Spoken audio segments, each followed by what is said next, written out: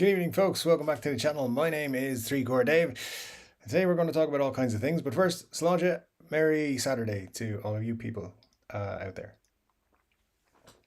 Glad to see some of you have made it through storms and all kinds of things. Hope you're all doing well out there. It's been quite a week.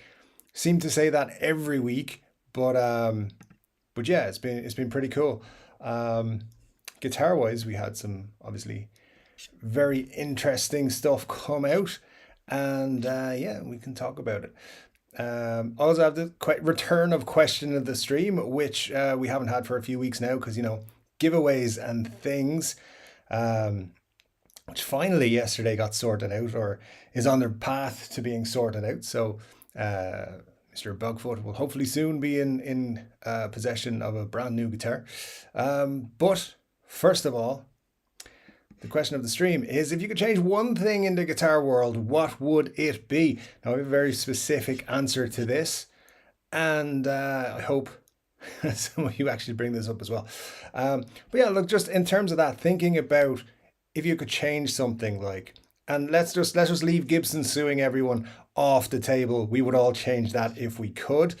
But yeah, like, you know, are there things that annoy you in the guitar world? Or is there something you wish you could just make disappear? Or change in some way that you think would work better?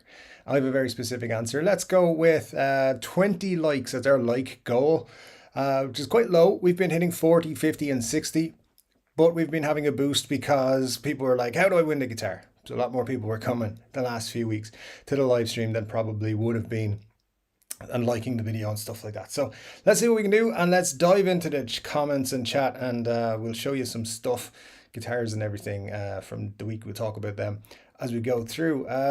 So Marcia was there with saying, hey, how else is getting smacked by the storm? It's not really the snow.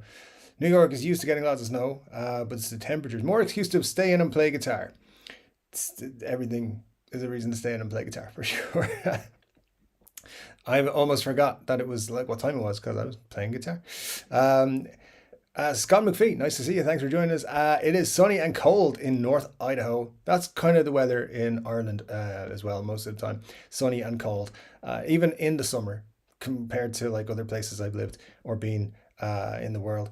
But again, more excuses to stay in and play guitar. Exactly.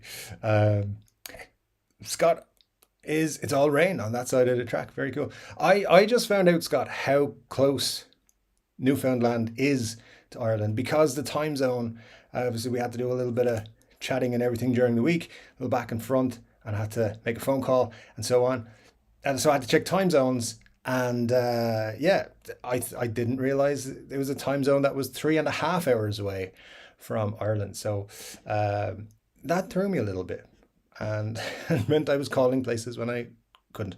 But hey, very interesting that you're getting some rain there. What's everyone's favorite 12-string guitar song?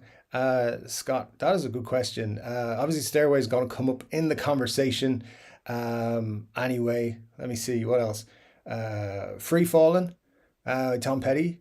That's a great one. And what's another good one? My dad used to have a 12-string. I could never fully get to grips with it when I was a kid. But I would say is the Who Substitute, is that 12-string on the record? I think it might be. I'm not sure. But those would be my three. If there's probably others as well. Marsha, quite correct. Come to think of it, most of us here would say, or all of us here would say, that everything's more excuse to play guitar. Like breathing, for sure. Scott McPhee's favorite 12-string song is probably Hard Day's Night. Love the jangle George got out of that, Rick. George was pretty underrated, like one of the greats. But yeah, absolutely, that's a great tune. Money HO, pants are off. What time is the giveaway? I think it's in like 3 hours.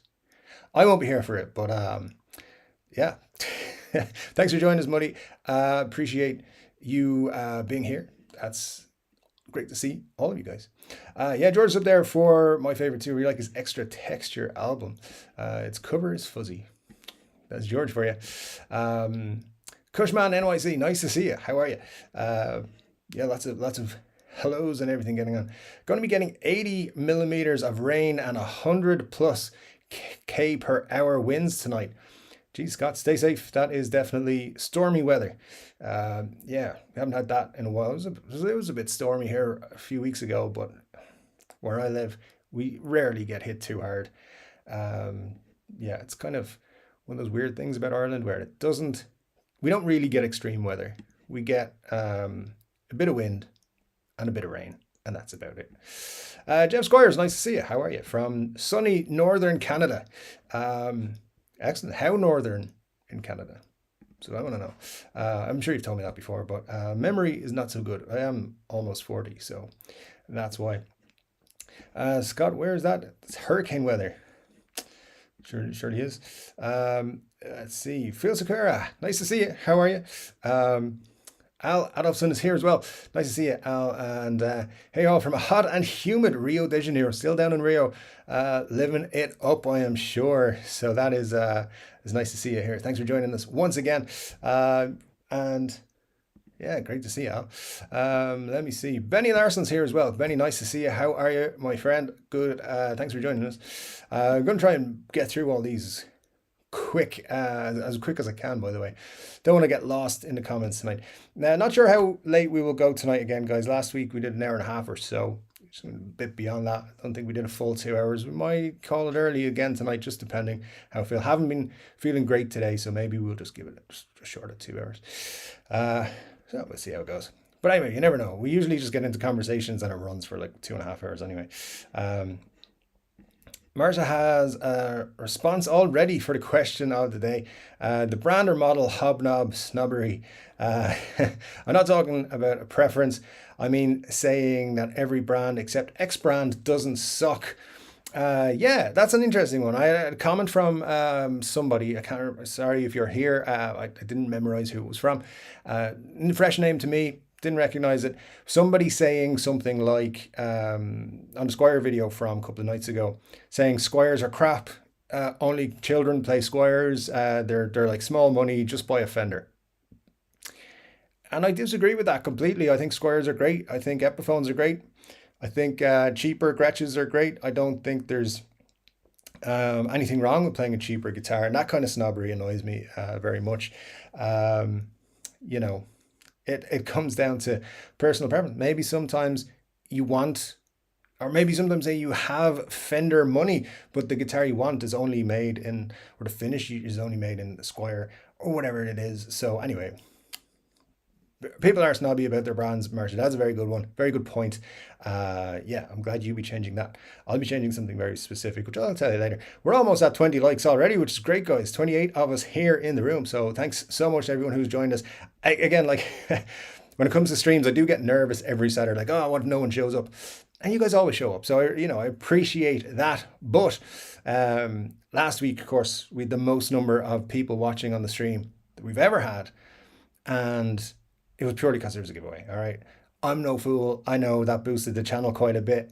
People were coming to see if they could win a guitar. And that's kind of why there was 10 questions rather than one.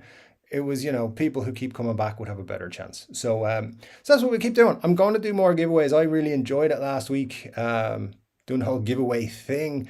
And, you guys, your 3-chord Dave knowledge is pretty strong. Loved it. So I'm sure. One thing I did want to mention though, and I'm sure he's cool with this, but Scott Bogfoot is disqualified from the next competition. Just the next one.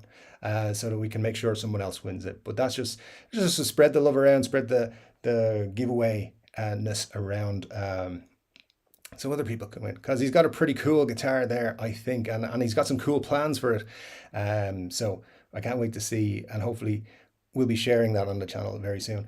SB says, happy Saturday, everyone. Thoughts on the Les Paul? I like it. I like the I've always liked the pancake body Les Pauls. So I've always been a big fan of mini humbuckers as well. Don't currently have any in my collection, but I don't also have $9,000 to spend on a new guitar, having just bought my Flying V, which didn't cost $9,000 and is currently somewhere between New Jersey and my home. I don't know where, but somewhere between New Jersey and my home. So yeah, it's one of those things. that I believe is a good sign from Gibson. I think they've made an excellent looking guitar. I wish they had kind of done one that wasn't relic'd or Murphy aged. Give people like the choice if you want it or you don't want it. But I like it. I think it shows them being open to doing more interesting things, and I think that's a reason why you can see there are actual guitar players in there. They're not going to get everything right. They're going to get a lot of things wrong, in fact. But the people who are there at the minute, there's a lot of passionate guitar people, and getting small details like pancake bodies and stuff right is a good sign. Marcia, even crappy guitars of yesteryear don't suck if they got those guitar snobs playing guitars. The thing about crappy guitars of yesteryear, like really crappy ones, like the ones that a lot of us started to learn to play on. I mean, as you say, you learn to play and then you upgrade and you go and you learn more about what makes a better guitar or more playable guitar or suits you better as a guitarist. So yeah, it's just about whether it's enough to get you into the hobby or the musicianship or the skills. And honestly, cheap guitars now, I think everybody will say it. Cheap, like $150, $200 guitar now is like unbelievable the difference in what they were 10 or 15 years ago. You can get good guitars at that price point. 300 is kind of, I think, the sweet spot where you start getting really good stuff. So anyway, yeah, definitely though. A good point. Scott McPhee knows the answer to the question as well. Lose the negativity. That's an interesting one. Absolutely. Every time I see someone express his joy in something, it seems like a dozen guitarists are there to tell him he is wrong. Yeah, that is very true. There's a lot of that. There's a lot of tribalism in a way, and there's a lot of complaining. For example, the person who left that comment today on the Squier video saying, "Oh, Squiers are crap." It's like, well, no, they're not. They're pretty good, but like, just because you don't like them doesn't mean I don't like them or someone else or whatever. So yeah, Scott, that's a great answer. Negativity. I think we could use that in lots of walks of life, but definitely in the guitar world. I mean, come on, who could say that this guitar is not just flipping gorgeous? Look at that. It's green. I mean, the Sherwood green has never been a color that I've been super attracted to.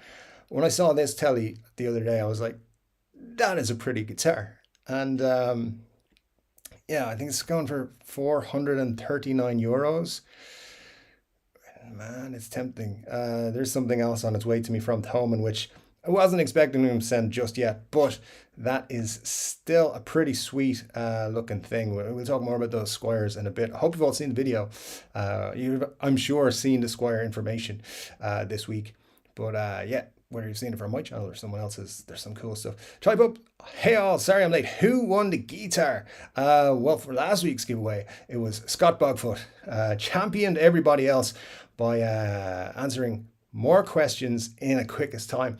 It's a lot of fun, actually. Yeah, you should have been here because it was fun. Actually, it was one of those things I was confident it would work, but it went a lot better than I thought it was, or it would. So I was very happy with it. SB, replying to the question, deleting toxic people like snobs.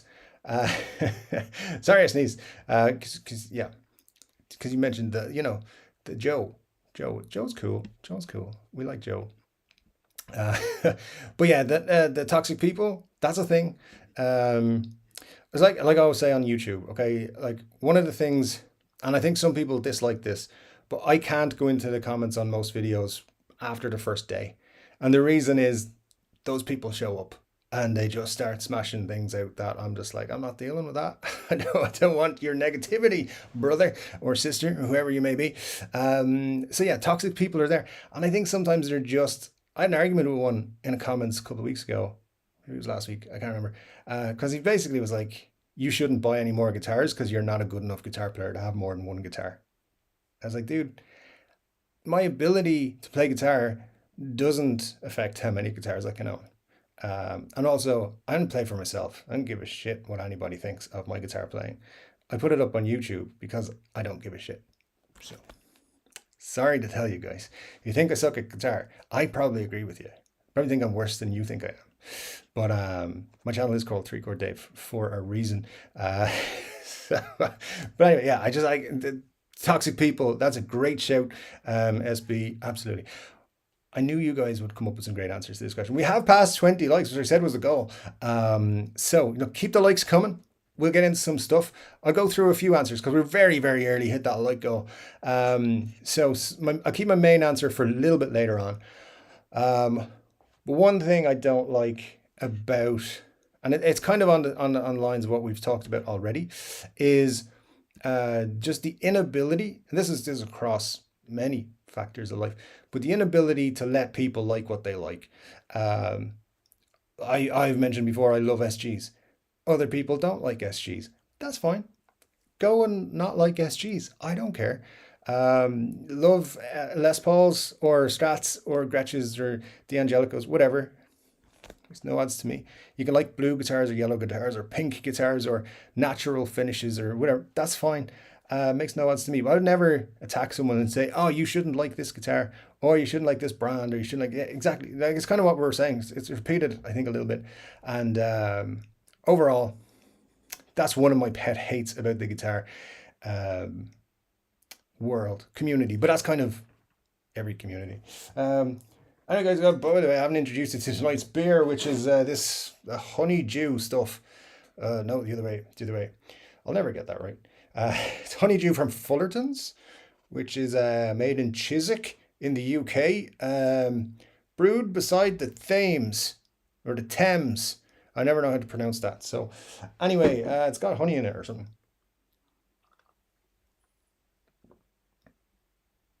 That's not bad. It's not bad.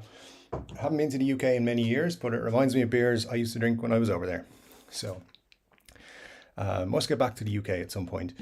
Go to Denmark Street in London, which is where all the guitar shops are. Anyway, guys, I'm way behind in the in the chat, which I usually am. So apologies for that. But let's try smash a few out here. So I'm being smashed by blue skies and sunshine. Bloody terrible. Congratulations to last week's winner. And well done, Dave, for being generous. What would I change? Make Gibson cheaper? Interesting question or answer. Yeah, listen, that sounds awful, Robert. Australia sounds like a terrible place with the blue skies and the sunshine. I went to Australia. What was it? Oh, it was 2018, I think, or 2019. But I went in July or August, middle of summer here, and it was winter there. So I think I've told you guys the story before. We drove from Melbourne to Sydney and we stopped in some pubs along the way. Every pub we could find. There's over 100 of them over the course of a week. Cracking story. So yeah, it was a lovely place and I'd love to go back. I arrived on the Friday night. I flew out on the Sunday the following week. And I'll be perfectly honest.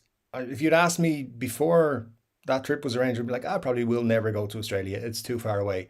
But I really enjoyed it there. If anyone hasn't been, you should go to Australia. It is cool. And I went to that in Melbourne, AC/DC Avenue, or maybe it's Boulevard. I'm not sure.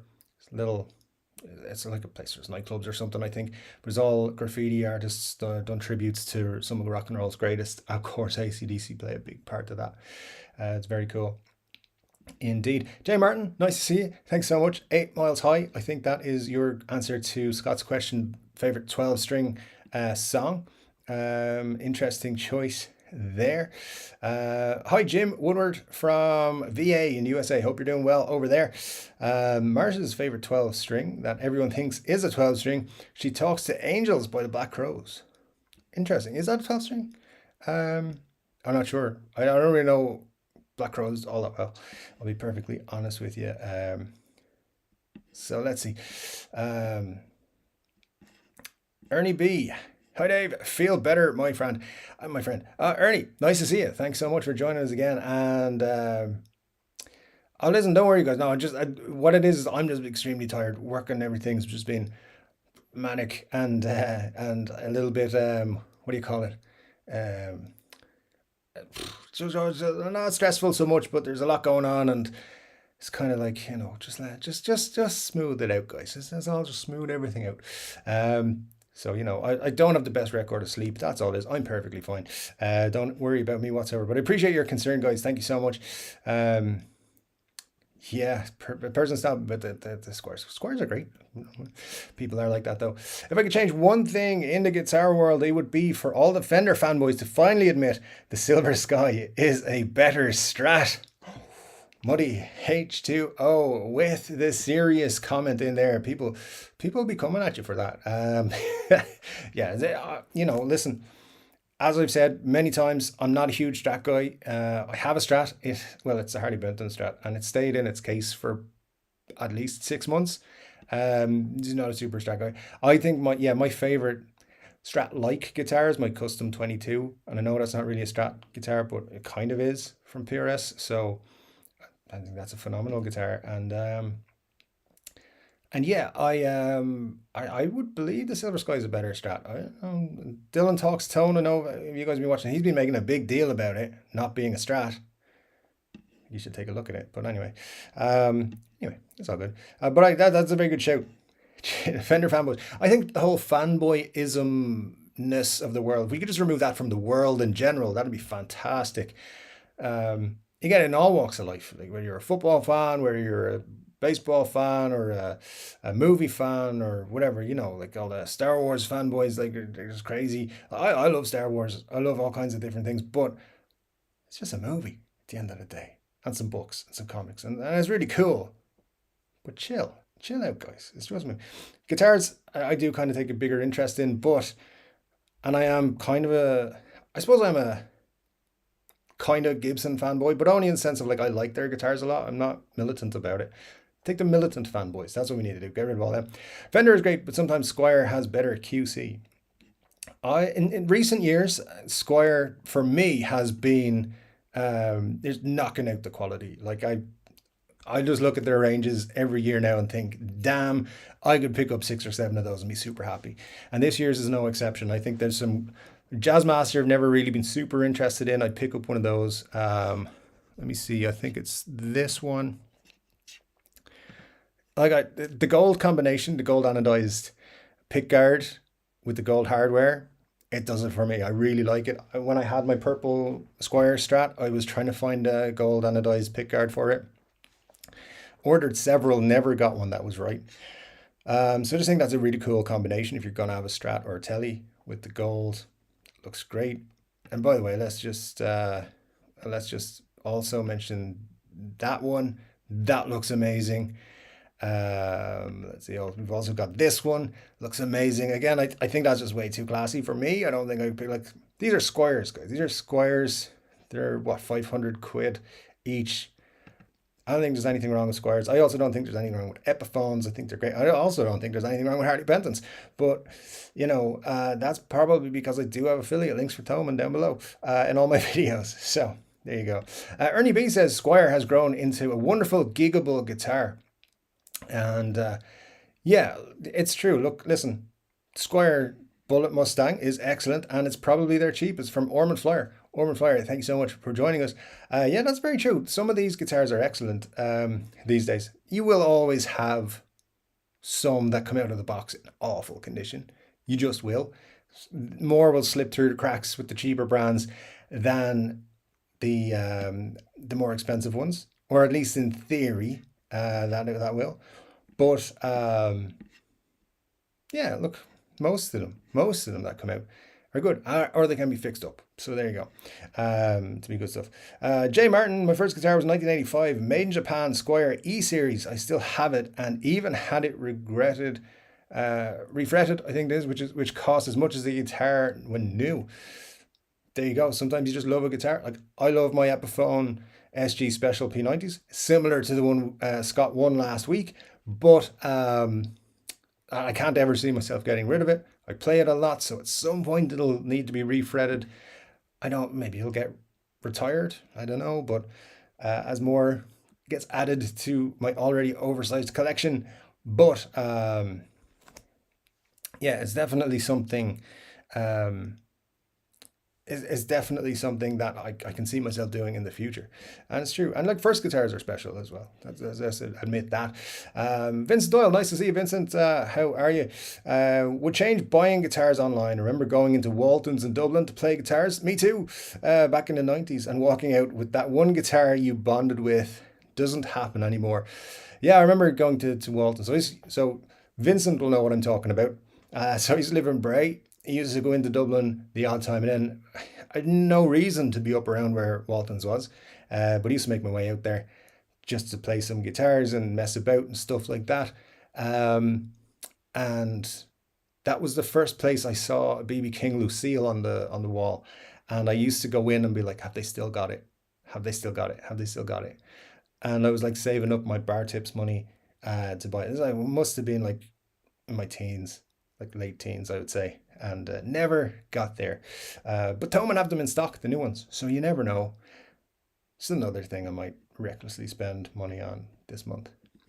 But no, I won't this month. I'm not this month, not for sure. Yeah, it doesn't happen anymore. But Walton's, if anyone is interested in finding out what Walton's is, and Vincent, you might have to correct me here. I think I'm right in this. It's the music store that they go into in the movie once and play the piano. Um, that was Walton's, I think. I'm nearly sure. It's a long time since I've seen that movie, but it's a very popular movie. And they go into a store, and that's the pianos were down the back. If it's not Walton's, it was somewhere that looked up to, like Walton's to me. So yeah, there's probably the biggest or the best guitar store in Dublin. Not sure if it's still there. That's how long it's been since I've been to Dublin. Glenn says, I have Gibson and Epiphone. Hard to choose which one I prefer. Take away the name on the headstock, and both are very good. I would say in the last 3 years, Epiphone has been fantastic. I'm looking forward to seeing their new range, which hopefully will come out sometime in 2022. But it's been, I mean, who knows? It's pretty much the end of January and we've seen nothing. I was told there was stuff coming from them at the second last week in January. Like I was told around the 20th. That came and went. So I don't know. Don't know what's happening. Let's see. Don't worry, Scott. If I win next time, I will give it to you. Not. That's from Ernie B. Having a bit of fun there, and I think I'm maybe already a half an hour behind on the chat, guys. I'm going to try to jump through some things. Chai Pup has a Squier baritone cracking guitar. Yeah, it was really nice to see them add a new baritone to the Squier lineup and a permanent addition, I believe. So yeah, that's all good on that. Steve Norvell. Nice to see you. Thank you for joining us. Speaking of Squiers, I cannot wait to get my hands on the Squier Paranormal Tornado. Those are interesting. The classic vibes are great. Love the Paranormal series, and they have even improved the Affinity series as well. They have, apparently they've really improved the Affinity series. What's the name of the fella? Is it Landon Bailey? He did a teardown of an Affinity, and it was way more impressive than I remember him being. So yeah, very cool stuff from them there. They're up in the quality. I think they have to because there's so much competition. Charlie Pope, I absolutely love the concept of Gibson Les Pauls, but haven't found one that I enjoy playing yet. Yeah, I feel the same. I think I have owned, let me see, Les Pauls 3 or 4, one Epiphone. I still have my Epiphone Muse, which I showed you last week, and a couple of. I had another Epiphone. I've had a couple of Harley Benton ones. What else have I had? A couple of crappy knockoffs. I've had a couple of Chibsons, as you've seen on the channel before. Never actually owned a Gibson one, but I've played many because every time I go into a guitar store, I'm like, let's check out the Les Paul, see if they're any good. Eventually, I'll add one to my collection. It is kind of something I want to add, but I want to add something very cool with a story to it. So maybe a 70s or I don't know, a 90s actually. 90s Les Pauls are cool. See what comes. Actually, I have one in my I have one in my Reverb wish list, which is actually not a bad price and is very cool. But I don't like the seller, and I'm waiting for him to reduce it because I don't want to give him the money. There's a little insight into who I am. He annoyed me in a negotiation one time, so I'm like, I'm not giving you a full price, and he's not allowing offers on this current guitar, so he will wait. I will wait. I've got patience because I got a huge wish list. Ernie B's, I'm 52 and the crappy guitars on my youth are gone. Even the cheapest guitars out now are much better than the cheap guitars of yesterday. That's very true. Let me show you this again. Every time this conversation comes up, I'm going to show you this. Very dusty because I haven't played it in a couple of weeks now. T20 from Harley Benton. 88 bucks, guys. 88 bucks. Probably one of the best playing sub €100 guitars ever made. Absolutely fantastic. Had the screwdriver on this the other day. Somebody sent me a message on Instagram asking for information about whether there was a quick connect system or not, because they weren't sure about soldering. I was pretty sure it was soldered, so I just had a quick look. The pots look tiny and like micro pots, which is incidentally what was in the Gibson when I took that apart. But altogether, like the wiring's actually not bad in it. Everything looks tidy and neat, and you know, that used to not be the case on cheap guitars. But that plays really well, feels really good. 88 bucks, unbelievable. Kids these days getting guitars like that, they don't know they're born. Yeah, to tell you is pretty. Too bad the pickguard replacements are tough to come by if someone really wants a Fender beaded replacement. Yeah, I saw somebody saying you used to have to buy a guitar to get those pickguards, the gold ones, or the anodized ones. So, I mean, yeah, I've seen add-ons to guitars that are not like parts, hardware. Go for crazy prices.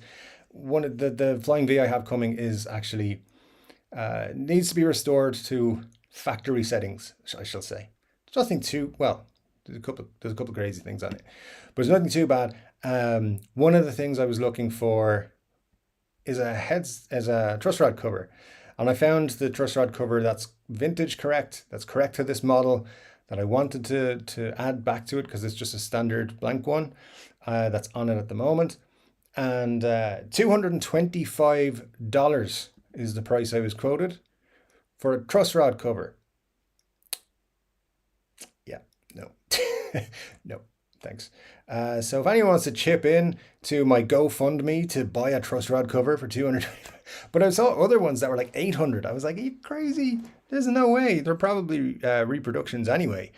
So yeah, there was no way I would ever buy that. But let's see. I'll have to see if I can find some other ones. Maybe it'll just say standard on it, because I have a spare one of those. If a guitar feels good and you bond with it and you feel like playing it, what's on the headstock doesn't matter. Very true, sir. And the attitude I took when I sold my Gibson SG, because I loved my Epiphone SG too much. True story. I just didn't feel like I was going to play my Gibson. Let someone else play it. Let someone else enjoy it. And if I ever have guitars that I feel like that's the case, that's what I'll do. I'll just get rid of it. Sell it, let someone else love it. SB says, I'm only 27 and I got a 94 Squier because it's my birth year. In short, the guitar was poop emoji. I got more guitars over time and budget ones, and it's insane how good a bullet Squier is now. Yeah, I absolutely agree. I feel that the new Squiers are priced too high. They're $5.99 USD. S-Ben 423. Yeah, that is a concern, to be quite honest with you. These are top level Squiers. So this is kind of like Epiphone charging the $800-900 USD for their top of the line stuff. Like these are, for my money, these are on par with the Player Series Fenders. They just have Squier written on them, so they're a little bit cheaper. And vice versa, Fenders are a bit more expensive because they say Fender on them. Honestly, I get the point. Now, when I saw the prices, I was like, oh, these are a bit high. But when I saw them and the specs that they have, I was like, if you equate it to what Epiphone are doing, it's actually quite similar. So I think I agree with you. They're a bit pricey, but I think you're going to get, when you get them in your hand, they'll feel good. Scott says, you change how information is released. I hate when a guitar is talked about, but then never seems to get released, built, or shipped. Yeah, that's a thing.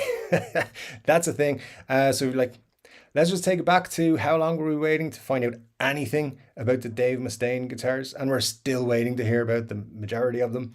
The Kirk Hammett stuff. When are we going to see them? We don't know.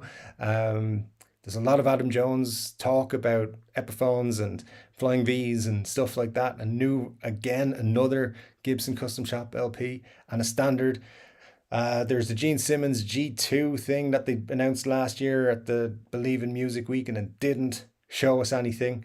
What else? I mean, I know this is all Gibson, but they're the worst at it, in my opinion.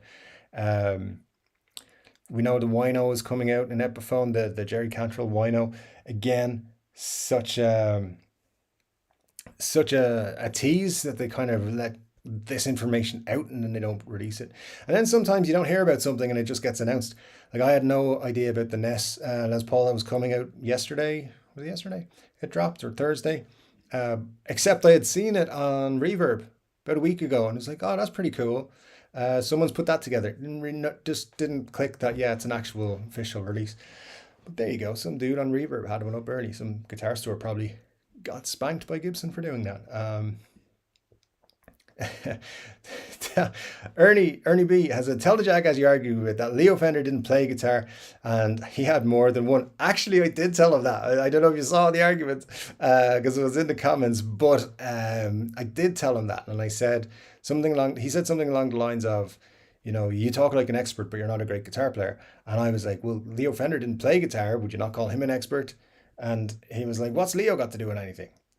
I was like, I'm just leaving this conversation right here. Yeah, so anyway. SB, that toxic guy telling you how many guitars to buy. Well, in that case, rich people shouldn't buy supercars. They don't drive fast, but they do, and it's okay. Exactly. I was like, don't tell me how to spend my money. You know, you're not my financial advisor. I don't have one of them for the reason that they would tell me to be responsible. And I don't need no negativity like that in my life. Scott, the 51 Trogley showed was super nice in my opinion. The 51. I presume we did that video the last couple of days because I haven't seen it, but I do know there's the Squier 51 he's done. Is that it? I mean, it's a nice enough guitar, you know. It's a strange one, I think, but I do like the strange when they do something a bit different. So yeah, it's for sure cool. Glenn Bailey said Fleetwood Mac's song "Dreams" was only 2 chords, and with that, I have the ability to play it on as many guitars as I want. Good point. Good point. By the way, 3-chord Dave is a joke. I know more than 3 chords. I know 4.5. So that's enough to play with. Matt Von Bosch, nice to see you. I hope you're doing well. My changes would be to gig bag / case on any guitar over 700 and roasted necks on everything. A gig bag or a case should be included with every guitar. I think that is a very good change. Universally, it should be added because 100% it's a necessity. So you're going to need to purchase it anyway, and it's just something they upsell you in a guitar store. Obviously, they don't really do that online, but over 700 as well. I'd put it 500. I really would. I'd say 500 you get a gig bag, and maybe 700 you get a case. I think that's proper order there. I hate if I spend 1,000 on a guitar and I don't get a case. I'm like, what the hell? Even if it's a really good premium gig bag, do give me a case. I probably won't keep it in the case, but I want one. So, but yeah, good shout there, Matt. I like that. Jim, I would change the flood of every dang guitar or pedal that is realistically months away from the masses with current stocking difficulties. Yeah, they should probably keep that, quiet. I mean, they should kind of say maybe this is when we're going to have these in stock. If they're going to announce them now, be like, oh, you can buy these in February, or you can buy these in March, or you can buy these in April, or whatever. I think that'd be very smart of them to do, but they won't. SB, oh my God, my fave brewery. Tried 1845 from Fuller's. They age it twice. First like a normal beer, and then after they age it after it's bottled. Very cool. Yeah, well, look, this is a nice beer. It's my first bottle of this stuff, I think. Just saw it in my local Tesco's and was like, yep, let's get that. And it's actually been sitting in the fridge for a couple of weeks. Cheers, everyone. Yeah, it's not bad. Not bad. Sweet, pretty sweet. Anyway, Choi Pup, people should concentrate on their own guitar playing rather than criticizing others. I think that's a good point. I think we're all on different levels. Some of us here are great guitar players. Some of us are not. That's fine. It's just all about the enjoyment of the hobby, and that's the only thing that matters, really. So as long as we all love it. But what really got me with that guy was telling me that I shouldn't buy more guitars. It's like, what? Who the fuck do you think you are telling me what to do with my money that I sit in this chair every day, every day for 10 hours a day, working hard to make it? I mean, I'll do what I want. No one's going to tell me what to do with it. And she does try and tell me what to do with it.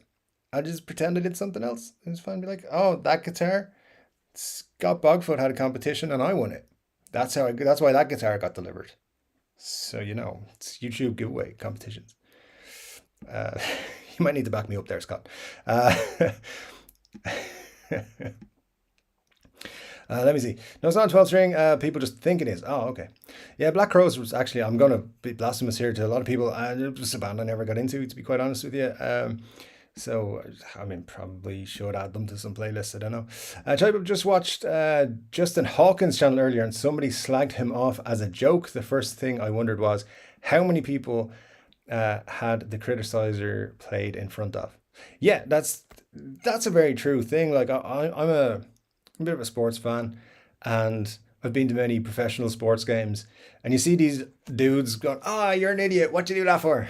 It's like, could you have done better than that guy who's like in the prime fitness of his life, has played this game at the highest level? You could have done better. Sure you could, buddy. I'd be disappointed something didn't work out, but like, But so it happens all over the place. And that's a very good point, Choi. The audacity of people, like how many people can criticize Justin Hawkins, really? And here's the thing I'll say about Justin Hawkins. He was I presume the Darkness are still around. But anytime I've seen them, and I've seen them at festivals a couple of times, entertains the crowd no end. Really good, gets a sing-song going. I think, they put on a show. Are they one of my favorite bands? No. Do I listen to them on a regular basis? No. Do I enjoy when they come on and I have a bit of a sing in the car? Yeah, it's good fun. So yeah, that's more than a lot of people will ever do. So very good point there. And it's just people. It's like I said, it's like somebody said, we should just remove toxic people. Get them all out of here. The Asian Redneck, nice to see you. How are you? Would change the way some of the people are that think any guitar or amp under 1500 is garbage and mock anyone that uses cheap gear.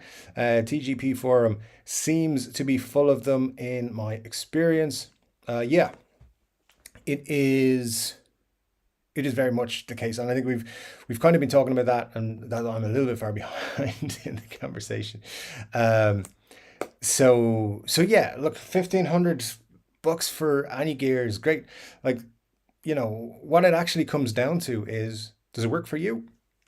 Great. Because the cheapest guitar, I know someone, I think it was John Brad, who comes in here in the live streams every week.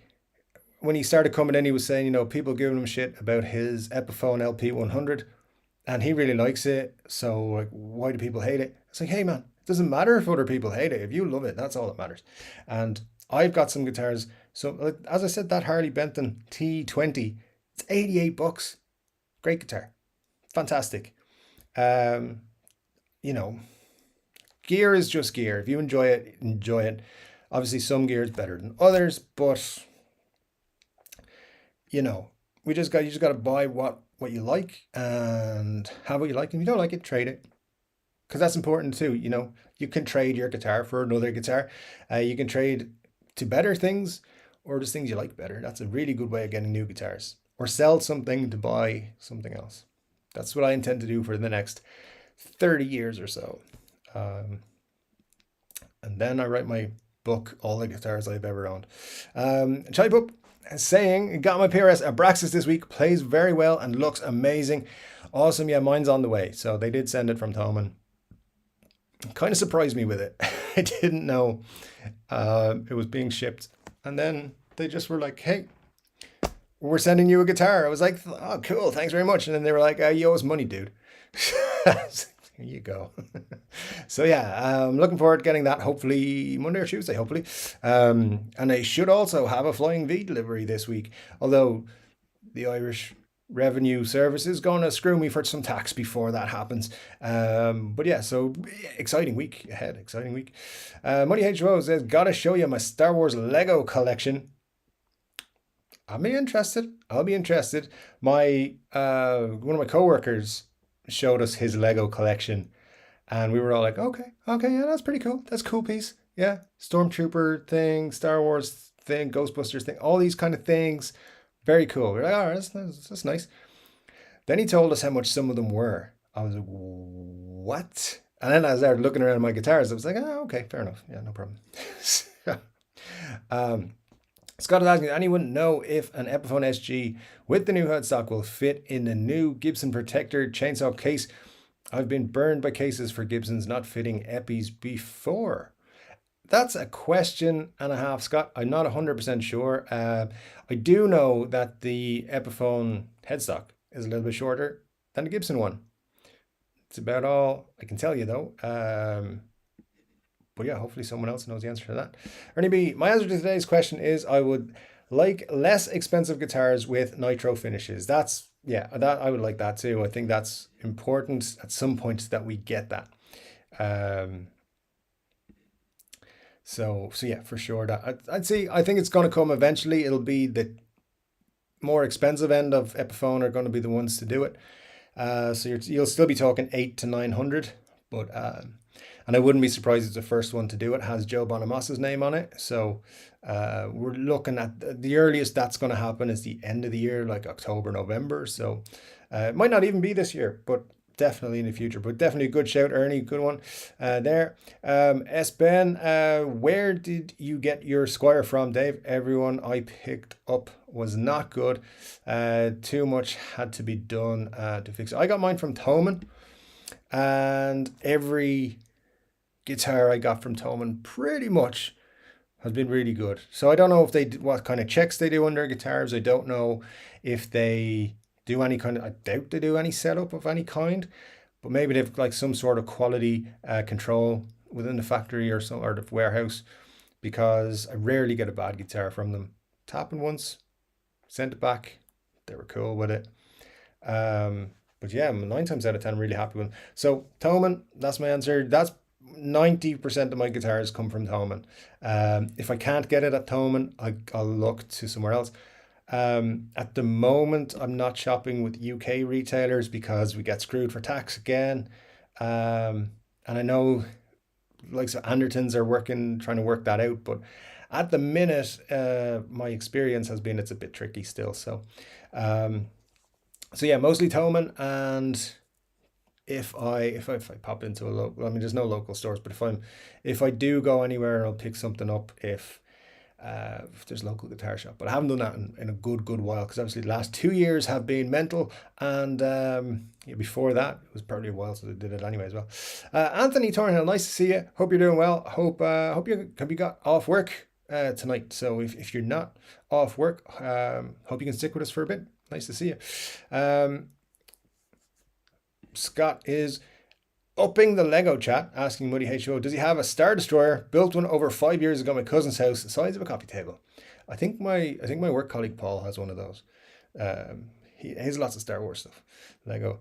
James Everett, nice to see you. How are you?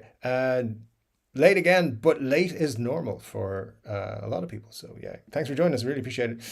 Good evening to you. Scott says the thing I would change is to go back in time and tell myself to buy the last EDS 1275 that Epiphone made.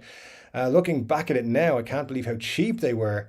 Around $1,500 in Canadian, which I have found out is very different to USD.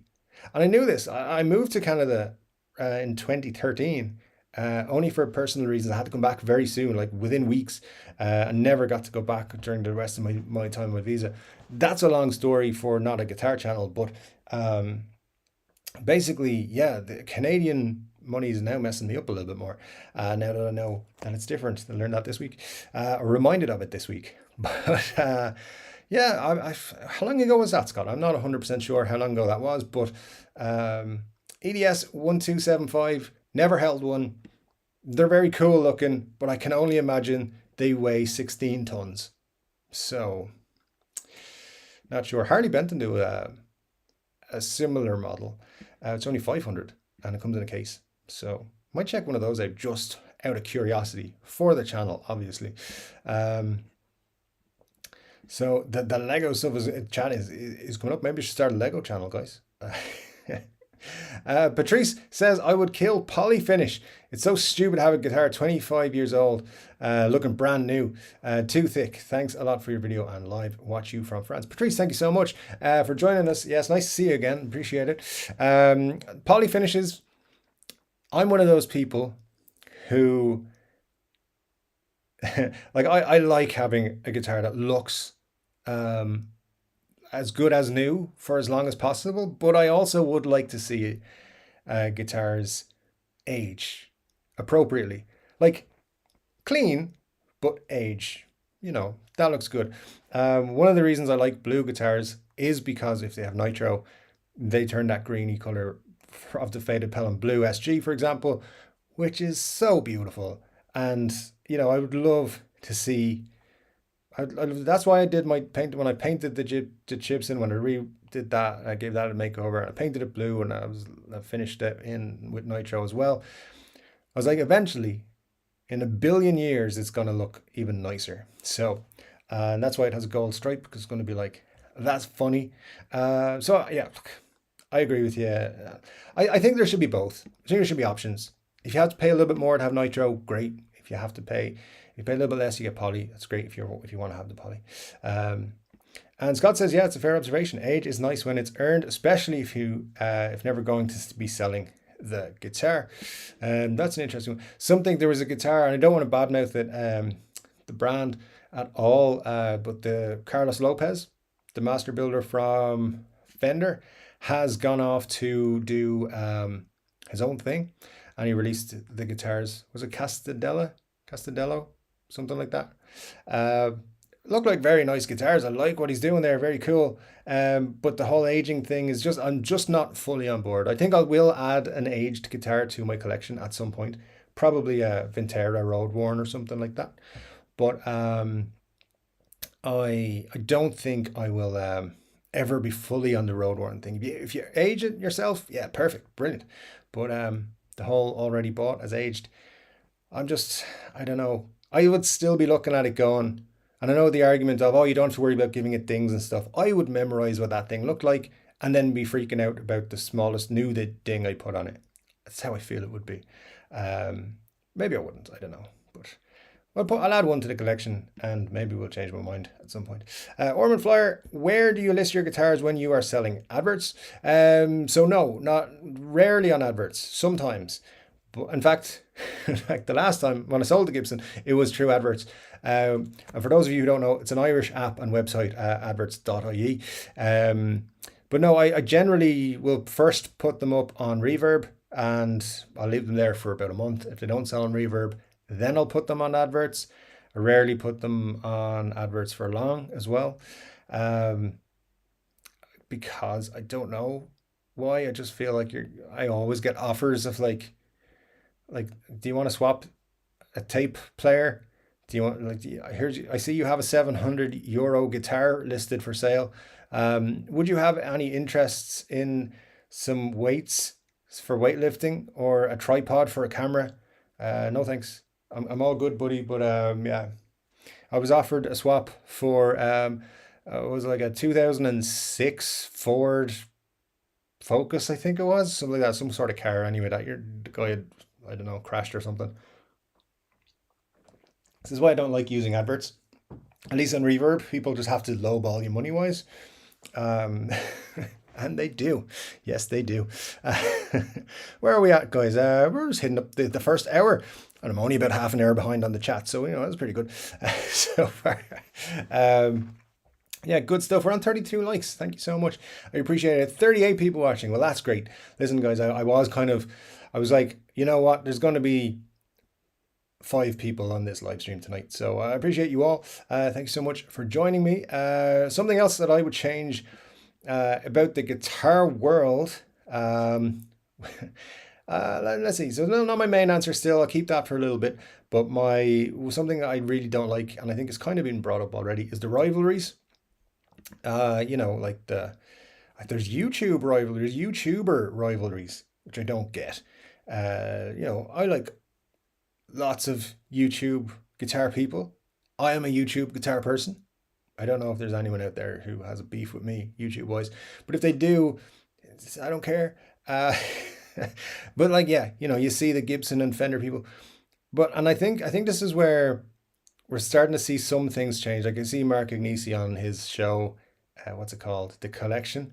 He does ask people, oh, you got some Fenders? Let's have a look at them. Stuff like that. So yeah, people like that, I think can change it. Like, I'm more in Gibson camp generally, but I also love Fenders. I think they're great. I love Gretches, by the way. There's one thing very underrepresented in my thing, but that's another thing I would change, the kind of the rivalries that don't make any sense. William Alexander, nice to see you. Thanks for joining us. Adam Jones was a D word. I think we're looking for Dick right there for teasing us. Adam Jones, I think just wants to give us everything, and Gibson are like, wait a minute, let's see how we can squeeze as much money out of this as possible. The money. Let's make everything cheaper. That's one thing I would change for sure. And Marcia seconds the gig bag thing for sure. $4 worth of nylon and padding is just too much for them to part with in terms of the gig bag stuff. That's it. Like, I'm in cases, gig bags. Also like cases can be a huge part of why I decide to buy something or not, to be quite honest. Like I like cases. I like the different cases. I think Scott brought this up before. We like protector cases or chainsaw cases. Very cool. The 2015 gold UFO or spaceship cases, whatever they're called, those are great. The 2016 aluminium spaceship super heavy high performance cases, those are great. I love one of those. I like all those kind of weird cases that are great. And also like the custom shop lifting cases and stuff like that. Those are great. I'm just not interested in like the cardboard crocodile skin type cases from, the early 50s and stuff. Scott has said, I bought a $2,000 bass. No case. Why? Just charge me the extra. I kind of believe that too. Make the cost of the case part of the cost of the guitar, the price of it. If it's built in, you're not gonna know. You don't care. Marja says they did twice by making you buy the case separate from the bass. That's true. True, but Gator got the money, not Jackson. The worst is had to do research to find the right one. That's true. Gator actually. I haven't had one in a while, but from my memory, they make some great cases. I'm planning to pick up a couple of their cases for my guitars. The SG one I really like as well, that they do at the minute. And it's like €70, I think, which is crazy. What's the consensus on the Epiphone 59, specifically the neck, and is it massive? Believe it or not, I still haven't played one of those, but I'd imagine it has a pretty hefty neck on it. If anyone here has one, interested to know. I'd imagine it's pretty chunky, I'd imagine. It's kind of the big standout spec of the 59s, from what I've heard. Let me see, Scott. I think including a case ensures that the guitar don't get sent back from a pre-sale damaged as well, which would save money all around. I think that's a very good point. Like if it's in a case, it's less likely to get damaged, I'd say. So yeah, for sure. Al says, Dylan Talks Tone had a great stream. Ori trash talking gear. It gets down to that particular item is for you or not for you. That's the most important thing. Is it for you or is it not for you? Doesn't matter. And my buddy Todd Moore is here. Nice to see you, Todd. Thanks for joining us. I'm here late as hell, but I was jamming with a friend and it went longer than expected. I'll try to catch up. All right, Todd, you don't have to catch up. It's cool. As usual, I'm way behind and we're just talking about stuff. But it's nice to see you, Todd. Thanks for joining us. And I will eventually respond to your email. Apologies. I only have access to that email address on my phone at the moment because AOL is a bitch and I keep locking me out. So I can only access it on my phone. And if I access something on my phone, I quickly get distracted and look away from my phone and forget to go back to it. So I will respond to you. By the way, that SG you sent me, absolute cracker. Beautiful guitar. So I can see why it's one of your favorites. Chai Pup has said, yep, it's a chonker. So that's a 59 neck, I hope. Yeah, absolutely. Let's see. Hey, whoever didn't hit like on this stream is not getting a gig bag. Yep, no gig bags for you. Chai Pup, Harley Benton have an S style with active pickup for 107. I think it's worth a gamble. Yeah, they have. That's the new one. They just released it, I think, a couple of days ago. They've got some cool stuff coming, from what I believe. Very quick conversation with Holman recently where they were like, no, Dave, we're not going to tell you what we've got planned for the rest of the year. But let's just say we've got some very cool things. Just before the stream, I saw them confirm with somebody, I think it's on the Harley Benton modding Facebook group, that they're going to be releasing a casino style, what do you call it? Casino style guitar. Words fail me, but not until 2023. They're working on it right now, trying to perfect it, and it's on the board for 2023. Harley Benton this year going to have some great stuff, trust me. I've heard enough rumors and people talking, and I've seen stuff. There's going to be some great stuff. It's going to be an expensive year if you're interested in Harley Bentons. Glenn Belly, let's not forget Eddie Van Halen conquered the world with a parts caster with Seymour Duncan screwed into the drywall with drywall screws. And don't hear snobs complain about the name on the headstock. That's very true. That's very true. Yeah, I mean that's the thing. People like to overlook that. They like to overlook that.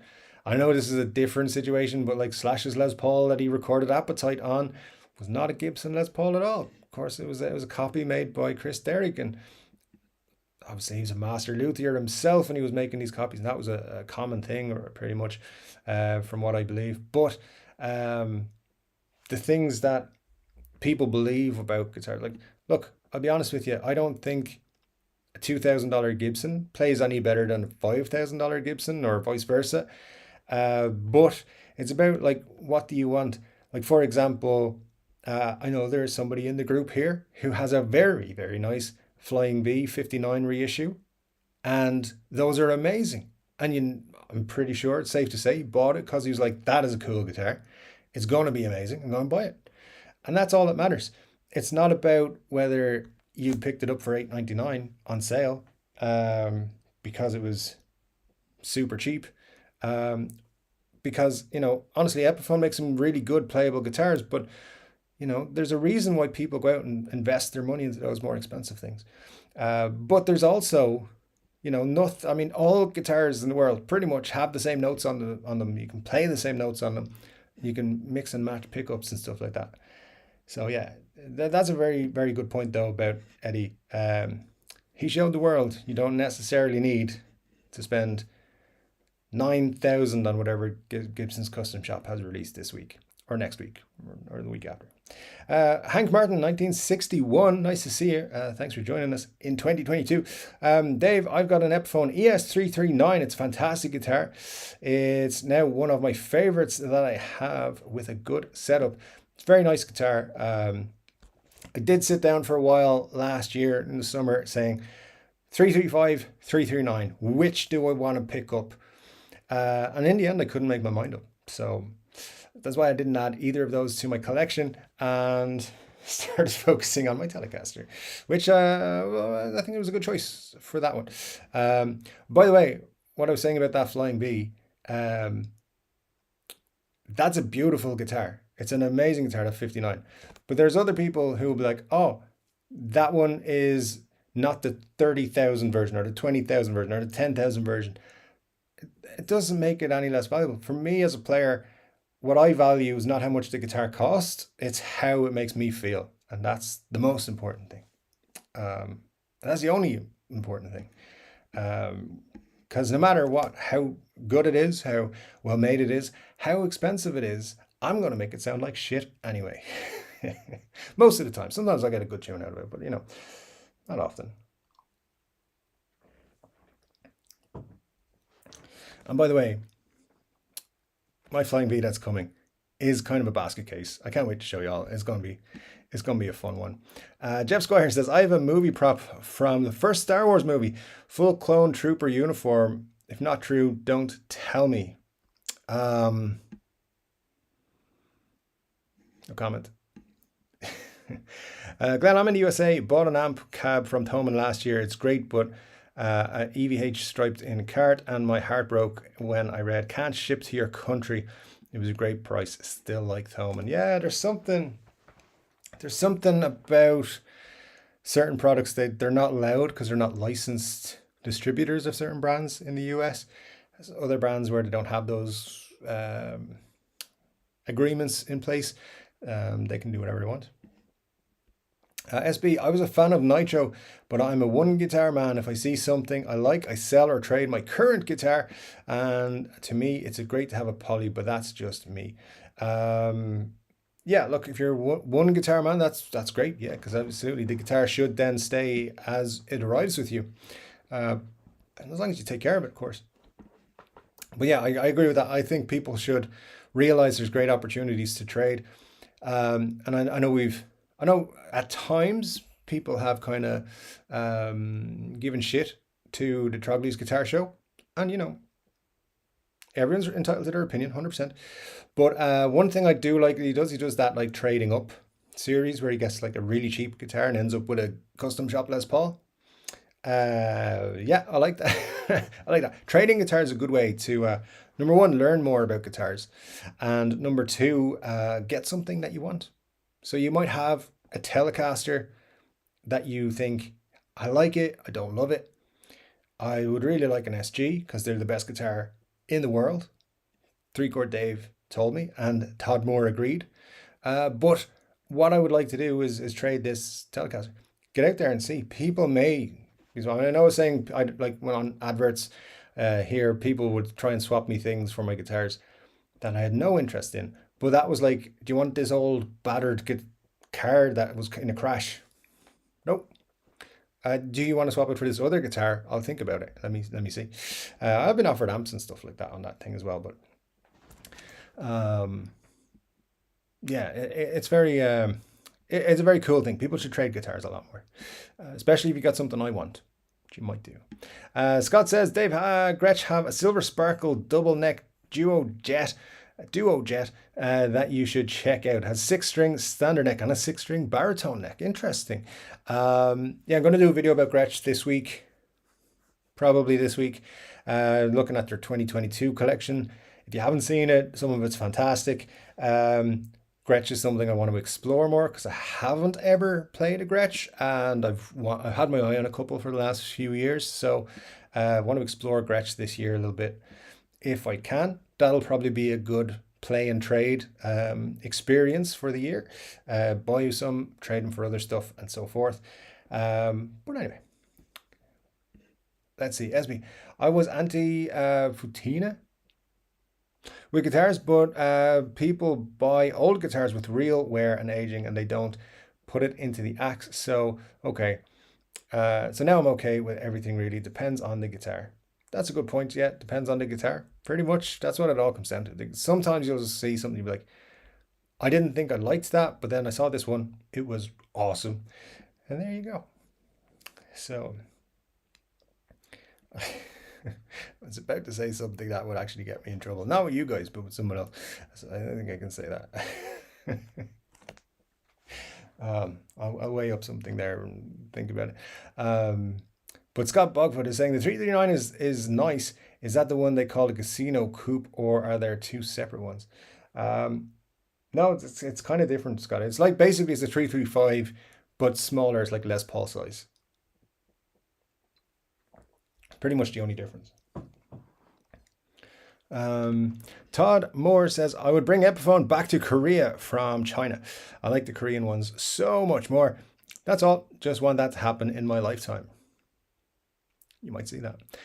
Indonesia is probably more likely. Vincent Doyle, didn't know there are tons of Chinese knockoff Epi guitars out there, mainly custom Les Pauls, Slash and Zach Wild models. Mad to think that they would counterfeit Epi guitars. There are a few on adverts. Yeah, actually, this is something that's pretty new to me as well. I recently joined an Epiphone group on Facebook. Again, I don't spend a ton of time on Facebook. Sometimes for my job, I need to look at it, find something on it, something like that. Or because I run a YouTube channel, sometimes I do need to research stuff, and Facebook, unfortunately, is a place where I can find links and things. But I don't spend a lot of time there. But I was on a Facebook group for Epiphone guitars recently, and people started saying, oh, that guitar might be a fake. Like, these are super Epiphone fans. They were like, oh, that's a fake. I was like, a fake Epiphone? What? Why? Because, like, they're probably going to cost the same as a real Epiphone, right? So it's not like with Gibsons, people are buying them because they're not $5,000, they're 300 quid. So very strange one, that. But yeah, I've only come to discover that that's a thing.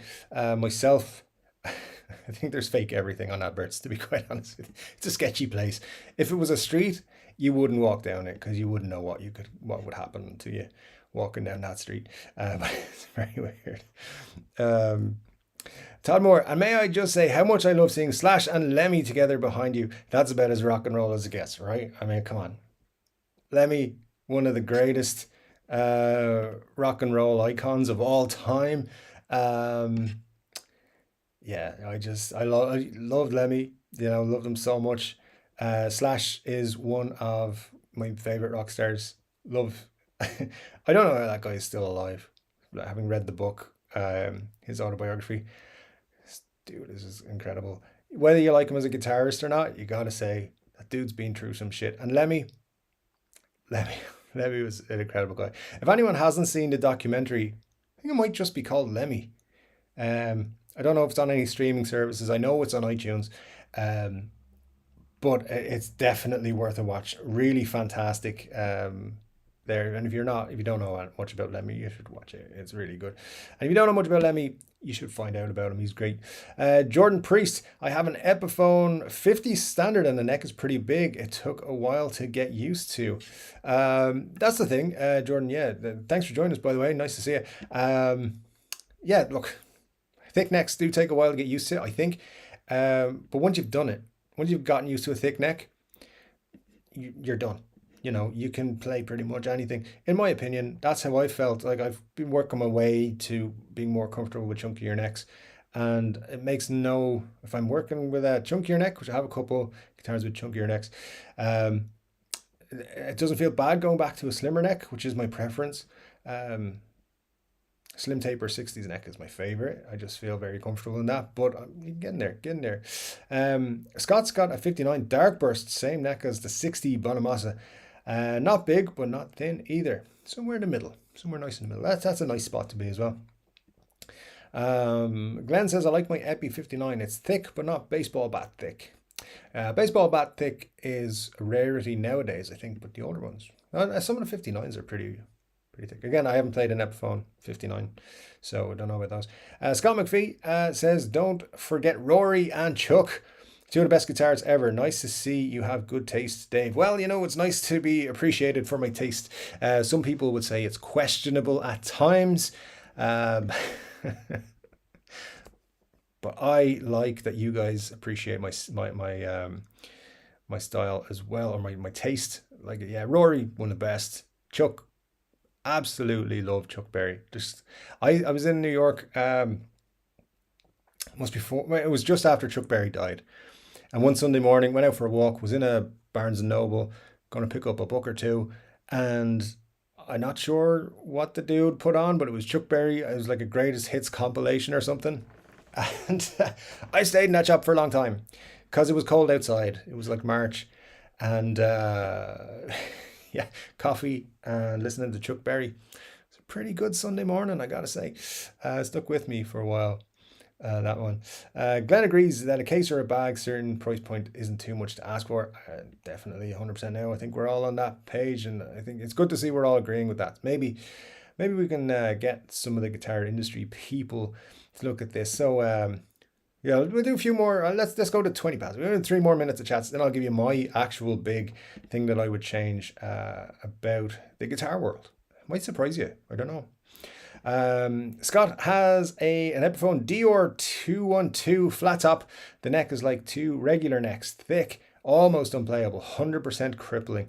Yeah, some of the older acoustics were like that. I remember my dad's 12 string being particularly difficult to play with. Never really got a hold of it. Let me see. Todd says, Choi Pup and Dave Harley Benton has a dark Strat with dual buckers that looks pretty tasty. I'd give it a go. Yeah, I think that's the active one that Choi Pup mentioned earlier. It's like £107. I don't know what that works out in euros, about 120 probably. So yeah, by the time you add in, I don't know, it's €200, get free shipping. So it's worth spending the extra 80 quid to get free shipping, in my opinion, because if you're a person who's going to keep buying stuff off them, stock up on strings, stock up on, I don't know, whatever. I would also buy another guitar, probably patch cables, a couple of pedals, whatever, a couple of cheap pedals. Tone get way more money from me than they should, but it's fine. Todd Moore, that's a good one. I think moving Epi back to Korea would be a great move these days. Although QC has largely been better from Epiphone the Epiphone Chinese plant in recent years. Yeah, they have been better the last couple of years because Gibson are kind of standing on them a little bit more for that. Wouldn't be surprised to see an Indonesian side of things, though. That's just pure speculation on my part. No one's ever said that to me, but I think a lot of guitar manufacturing is going to move to Indonesia, as we're seeing like PRS and working with Chord and everything, and they're building a bigger factory and everything to with them to make more guitars because they can see a bigger opportunity in the market. So yeah, very cool stuff coming. I think whether they move back to Korea, I don't know, but Korean made guitars, from my experience, I agree with you 100%. Money H2O, Clapton's Blackie was also a part caster, all Fender but still a parts caster. Very true. Yeah, and listen, you can say what you like about Eric Clapton, but he's a great guitar player. Is a great guitar player, sorry. Yeah, absolutely. Scott says, building a guitar from parts makes a lot of sense, like building a PC from components that suit your own needs. Yeah, very sure, very sure. Money H2O says, I would have bought the Carina V, but didn't feel Carina Wood was worth the 5k upcharge. I actually 100% agree with you there. I think those ones that they brought out were very cool. The Carina Vs, but yes, they're not worth the 5k extra. Not at all. I'm not in my book, but they're selling those on the. But it's what they did in 1958. No. I mean, it was, but, it's not worth £5,000. Al says, I like the 339 over the 335 only because my arm feels better over the smaller body. Al, that is very interesting. All right, yeah. I think they're both pretty great guitars. The 339, I think, is like, if you've never held a 335, I think the 339 is what you think it is. And then you get the big 335, you're like, oh, this is actually huge. A lot of people don't realize how big those guitars are. Cushman NYC says, I love my Epi 59. It's a good neck, but thick, but not too thick. Good stuff. Jay Martin says, CME has an exclusive Epiphone Carina Flying V. That is tempting me.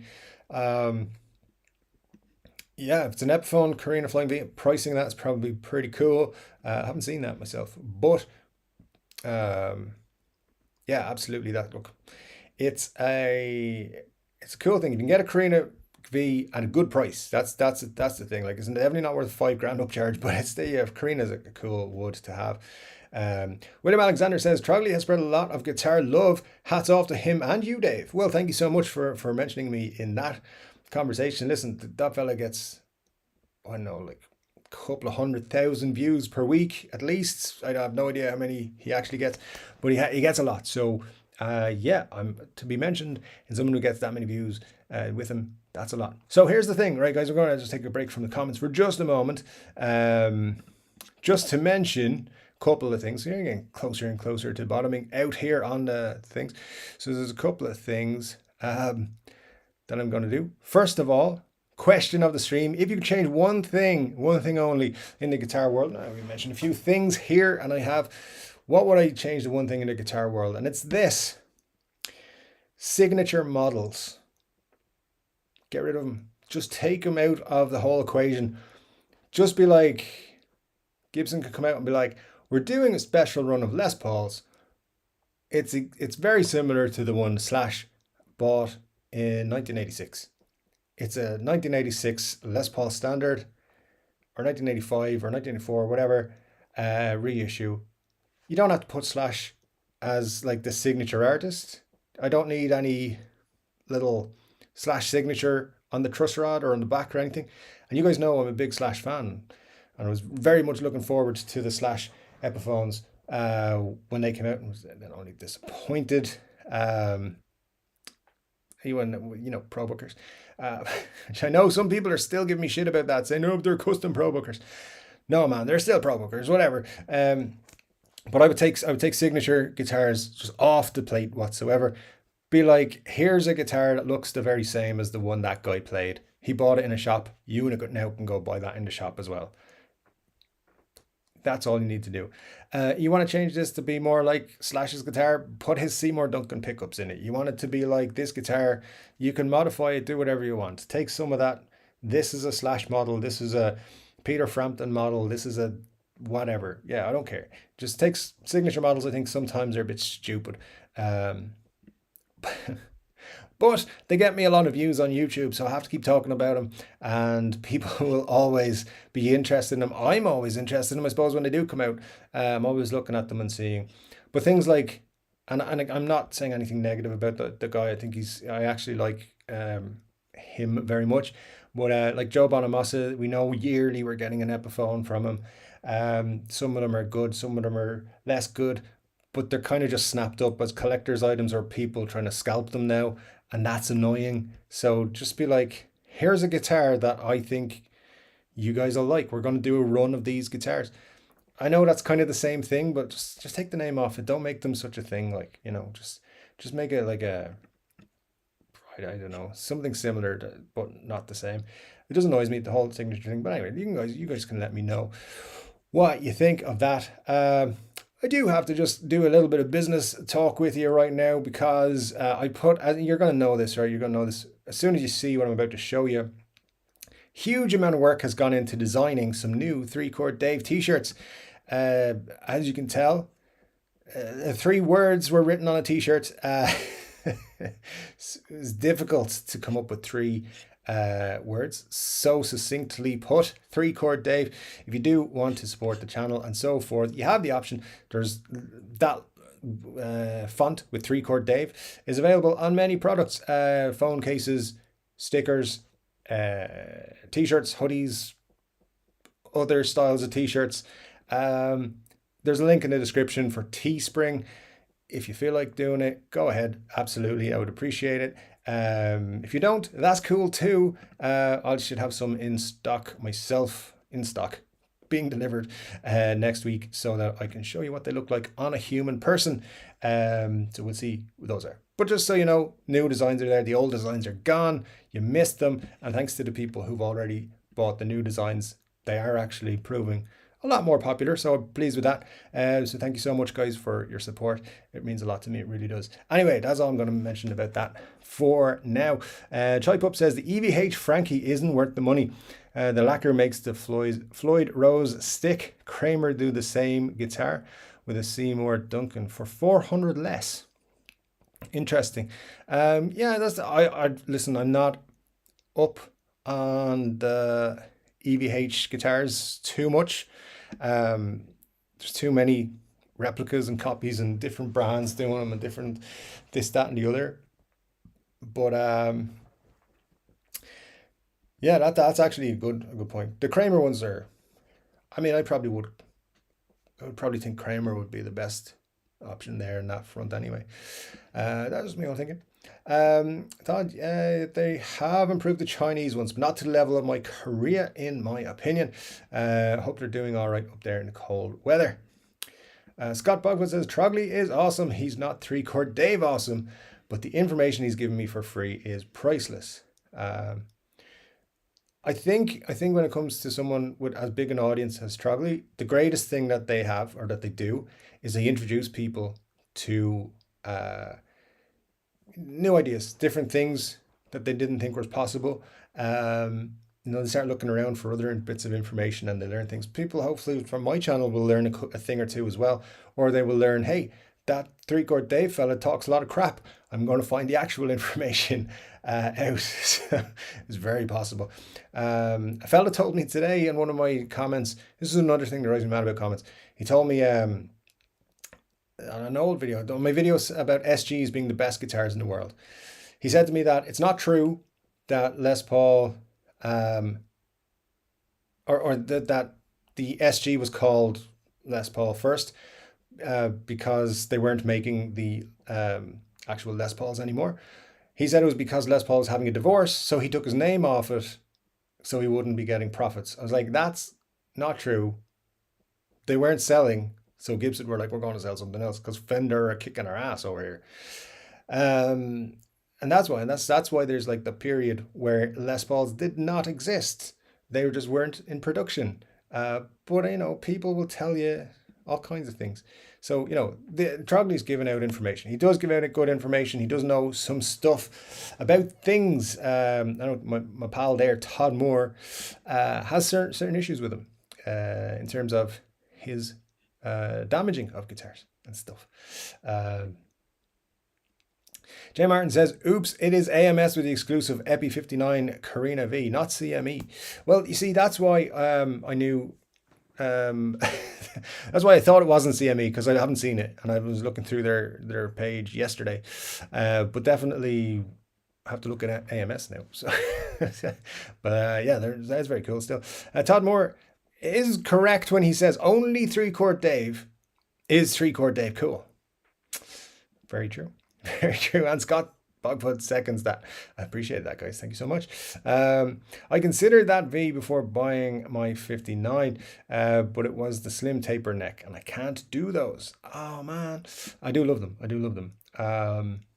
Myself, but that's because I'm 3-chord Dave, and I know that because I have the Carina Explorer AMS offers. Oh, very cool. Yeah, I would someday like to add, and I may do this in a not cool way, but I would like to have the 82 reissues, the Carina, the Carina Explorer, the V, and the Modern. Might try and, if Epiphone offer those 3 again, I might pick them up. We'll see. Todd Moore, counterfeit Epiphone is like counterfeit $1 bills. Lol. Yeah. I don't get it. But anyway, people will counterfeit anything, I suppose. Yeah, cases should be standard, like tires on a car. That's true. It's true. I've never bought a car without tires. It's a very good point. Why do people call me during 3-chord Dave? This is what Do Not Disturb was invented for. Literally, it's so that people can't call you when 3-chord Dave Live is happening. Silly people. Epiphone are great, but won't buy anything from China. Korea guitars are the best. Yeah, Vincent, Korea guitars are excellent. I will give you that. So 100% in agreement on Korean guitars. It's just so good. And I think if I was starting a guitar company, which I have considered in the past, I think I've said to you guys before, I don't like keeping money in the bank. So I'd rather try and invest it. I don't put it into businesses or whatever if I can. I don't do a lot of investing. I don't have lots and lots of spare money. I tend to buy guitars with more money than I should. But if I was ever starting a guitar company, I'd head out to Korea first looking for manufacturers and I think get started there. And then obviously go to Kalamazoo and buy a factory because that's where good guitars get made, right? XMG12, nice to see you. Thanks for joining us. That's it, Dave. Jinx Clapton now. Aren't we shedding enough legends? I'm sorry, I don't know what happened there. That was just, look, if something happens this week, it's not my fault. But let's all just forget I said anything. I'll just have to discount, or not discount, but remove this live stream if anything happens from YouTube. Scott Bogford, was there ever a P90 Flying V? I don't. And V2 doesn't count. I don't think so. It's a good question. Very interesting. Now that you mention it, I don't think there has. Maybe a custom shop kind of thing. Like a one-off kind of run with like 25 in it or something. I don't know. Money H2O, thank you so much. A super chat for $10. You are a fine gentleman, sir. Thank you so much. Holding out for the 3-chord Dave Glory Hole wall plug cover. I mean, I expected that from Batfink, to be quite honest with you. Thank you so much. I appreciate your support. Absolutely. And I will take your product suggestion under consideration. I'll see if Teespring, I'll just customer support. Hey, do you guys do a glory hole plug / cover? You know, just got to keep the glory hole covered up at times. We're not getting into it. Money Age said they were listed as Gibson custom bookers. Haven't pulled them out to check myself. And that's for the pickups in the custom shop Flying Bee, which is very cool. Money HOS. If you haven't seen it, by the way, you can check out a picture of it in the on the Facebook page, which is linked below, and it's 3-chord Dave /Facebook, something like that. Scott is posting in there all the time. He's the man. And yeah, but Money HO posted a picture of his Flying V. It's beautiful, and pushed me over the line to buy my Flying V last week. Yeah, last week. Scott Bogfoot, that's a good question. Don't think I've seen a V with P90s that wasn't modded. It's interesting. I don't think I have either. Rick Bonneville, must be late in UK. Amp question. Have you tried that Harley Benton 15-watt amp with Celestion 7080s? Have I tried? No, I haven't. It is in the UK, by the way. It's 1134 right now. Same here in Ireland. Usually we're on the same path anyway. So yeah, it's something I haven't tried. I've seen a lot of videos about them. I've considered purchasing it a few times. Might add it to my next shopping list on Thoman. But yeah, I've only ever heard people being impressed with it. Like, for what it is, it's never going to be the best. It's not going to be the best tube amp ever. But for what it is, and I think the price is super low as well. So for what it is, like, everybody is saying positive things about it. So yeah, maybe I'll check one out. V2 had something like a P90, but they were triangle shape, I think. Yeah, that's the nearest thing, I think, Scott. V2s, they're ugly guitars. They are ugly. Charlie Pup, what about the Brian May special? Those are cool. I've looked at the Brian May Guitars website a couple of times now, considering a purchase. But the thing with that is they're out of stock all the time. So, like, you can order them now. Who knows when you're going to get it? Chevron, not triangle, for the V2 things. Yeah, absolutely.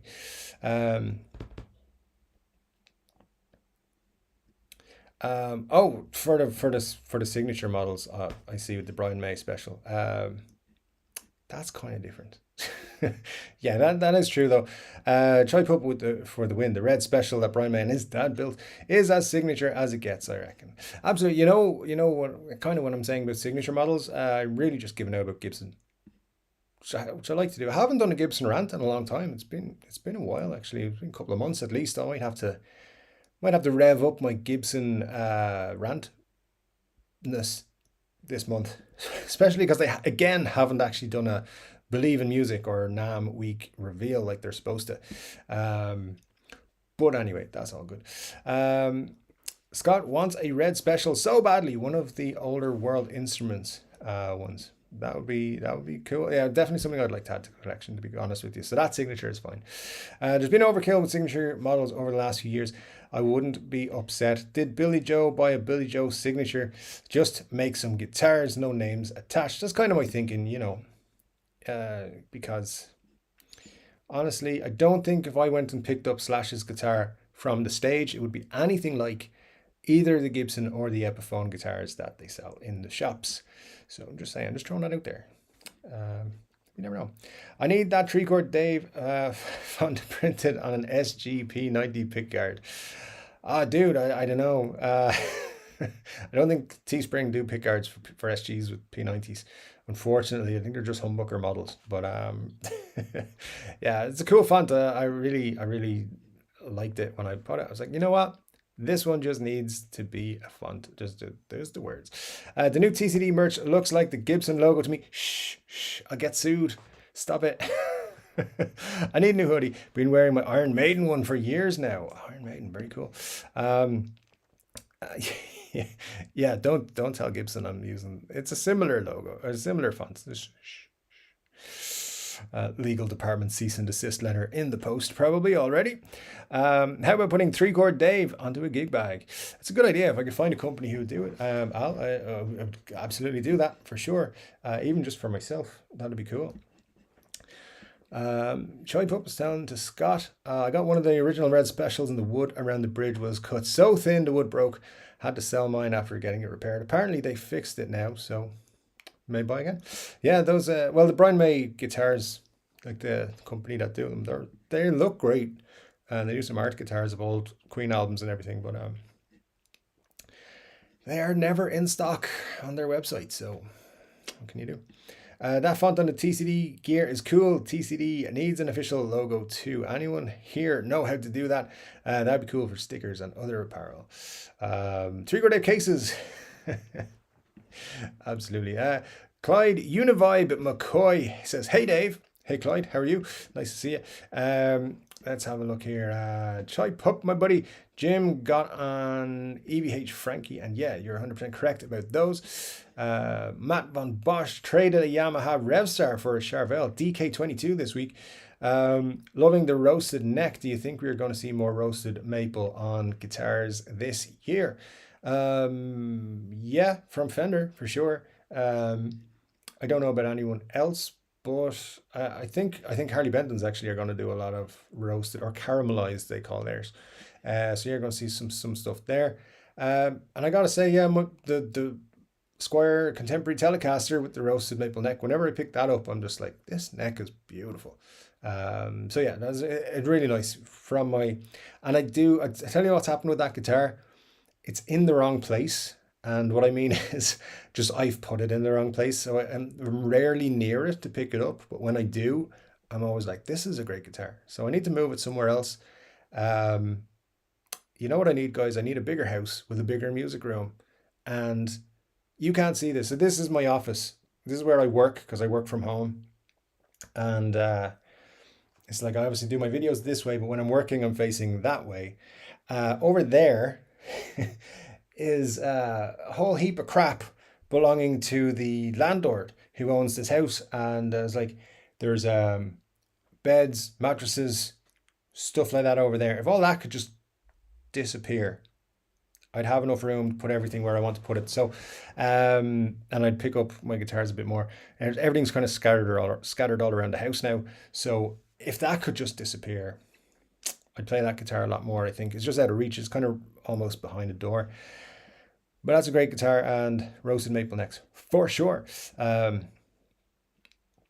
let me see. Scott with I heard the LP story somewhere too. Is that about the divorce? He definitely wanted his name taken off things because of the divorce, that's for sure. But it wasn't the reason they stopped making Les Pauls. Good idea. Wish the merch would also make people realize that they need to check YouTube. Maybe some gear should say, 3-chord Dave or 3-chord Dave with a YouTube and guitar mashup logo. That's a good idea, Marcia. The thing is, at some point there'll be multiple streams or versions of the merch. It's just saying 3-chord Dave for now, but there's stuff added to it. There's actually very limited stuff on it as to what I've put it, because I think it's better just have a limited choice. Personally, that's what I like. So, yeah, I did think about putting a YouTube logo or something like that, but I thought some people wouldn't like it. So, but yeah, good to get your feedback. Appreciate that. Thank you so much. Um, Clyde, he says maybe because they're high quality and desired. Um, was that the is that the signature models? I'm not sure, but let me know if you want there. Um, let's have a look. Guitarista just reviewed Tokai Les Paul with positive comments. Yeah, they did that Chinese one. Those guys are kicking ass. I love their videos so much. Clyde says, you know nothing about American Master Builder and his America luthiers at the Epiphone Quandao, I think that's called announced, Quandao facility. Obviously not. Um, no. I do not, but you know, feel free to educate me, Clyde. Good comment there. Thanks so much. um, probably most companies tend to over roast and make the necks way too hard, so they can't bend the neck a bit while playing. Well, I haven't come across that. So just the one roasted neck for me. SB, the guy from Mountain, Mississippi, Queen, Leslie West had a P90 in the bridge of his Les Paul. William Alexander, pretty sure my Gibson Ace Frehley is an Epiphone factory reject with a re-neck. Nice and fat neck, but it intonates like a tone deaf person inside an empty grain silo. Yeah. I'm pretty sure they sold a lot of those Ace Frehley Gibsons. Like they made a lot of money selling those ones. Thousands and thousands of them out there, and all the different variations. Mer says, I agree we need TCD. Glory Holes Fan Club. That should be the name for our official fan for sure. Listen, guys, come on. Is Badfink here in disguise or something? What's going on? We said we wouldn't talk about those things before. People are going to check out this stream, never been on the channel before, and be like, what the hell's going on? Jeff Squires, all original Les Paul Jr. have P90s. Yeah, I think we were just talking about Flying V's. There was just a question about if Flying V's had them. Benny Larson, did you get that Jackson WR7 yet? And is it the Dave Davidson signature? Oh, good question. Anybody here heard Emerson Biggins? That heard two piece. Todd Moore is taking up the Batfink vibe, I think. Clyde, this is why you don't listen to YouTubers. You were clueless. Oh, cool, Clyde. Thanks so much. We were just talking about you a bit earlier, I think, before you got here. Clyde, say what? Why is he clueless? Oh, so Clyde must be the person who disliked the video, the stream. That's okay. So don't listen to YouTubers. And Money HO, greatest name on YouTube. I haven't said that tonight. It is the greatest name on YouTube. Why are you on YouTube then? Interesting. Well, hey, listen. Everyone, listen, Clyde is entitled to his opinion that I don't know anything. Absolutely. But I did say to him, educate us, and he did not. So there you go. Easier to not educate and just say that I'm clueless. I don't care. Rick Bonneville, thanks, Dave. In Canada, it's only order online. Yeah, so Rick, I don't know, you asked about the question.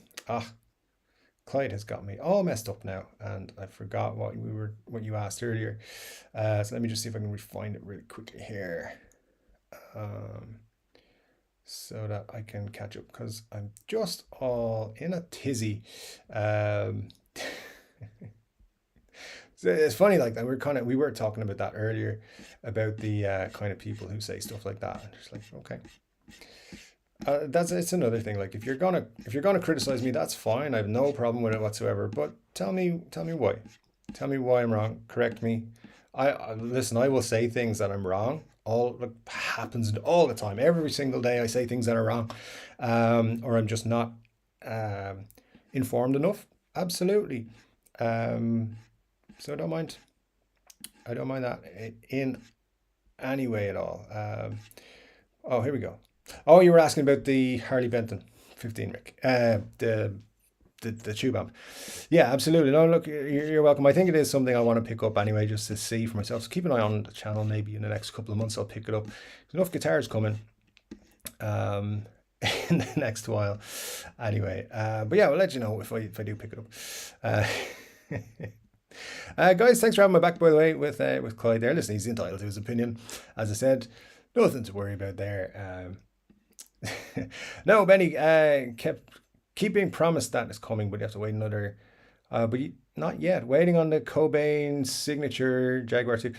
You know what it is, Scott? You have poor luck because you're waiting on that SG to arrive now as well, which hopefully, hopefully the guys will get it to you soon. But yeah, it's pretty.